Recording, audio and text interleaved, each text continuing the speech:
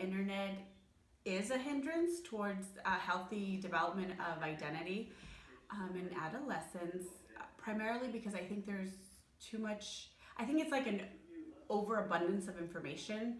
And if you don't have a strong base already established about, you know, how you feel about yourself, before you go and explore other things, I think it can just be confusing.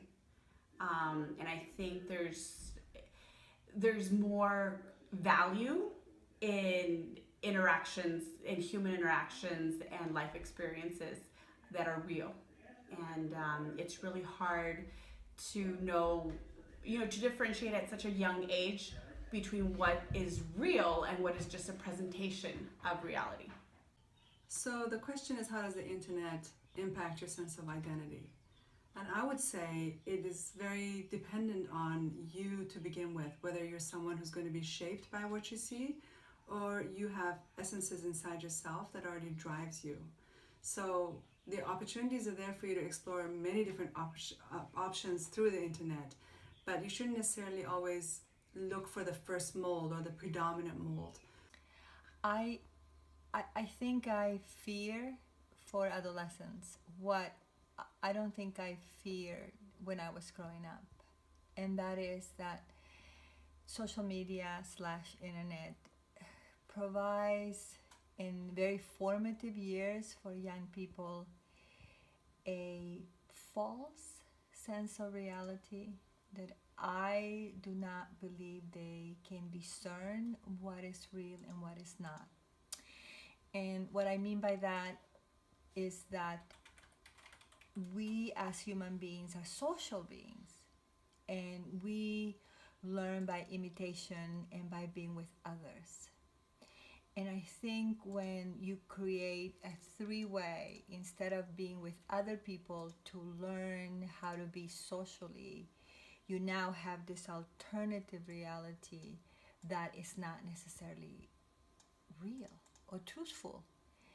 And when you have someone who's young and gets a lot of information in terms of how to be or how to become something from a world that is not necessarily real, it can not only create a false of identity, but it can also help develop long-lasting problems socially.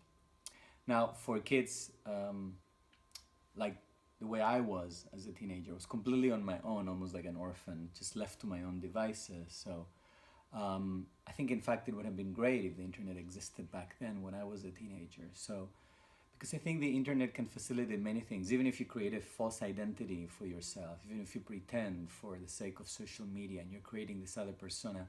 I think that sort of play acting, that acting out, you're experimenting as you're supposed to do, as you do during the adolescent years.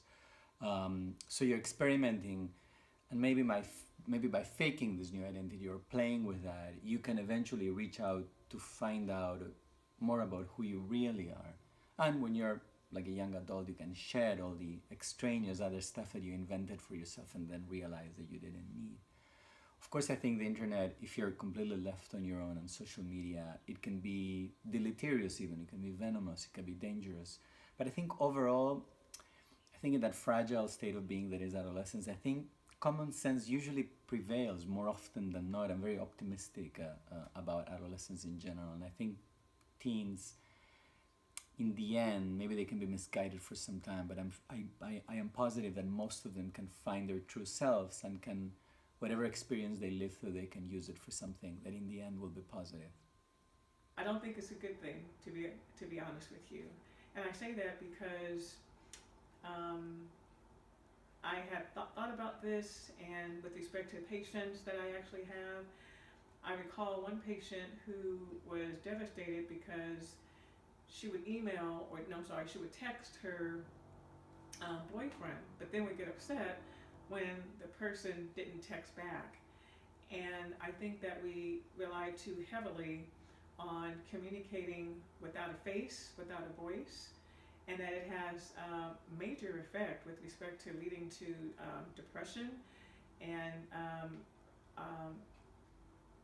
when the person starts questioning who they are, whether or not they're valuable in terms of low self-esteem. So I had to teach that particular patient, it's better if you would pick up the phone and or have your boyfriend pick up the phone just to say hi and have that interaction versus solely relying upon the internet or text to form your relationship. Not to use text to say hello, not to use text to set up a date. Text is for information that you want to give somebody quickly, like I'm on my way because you may be late for something, but it's not the avenue for holding conversations and making major decisions about your life or about a relationship. And that's how I feel about the internet.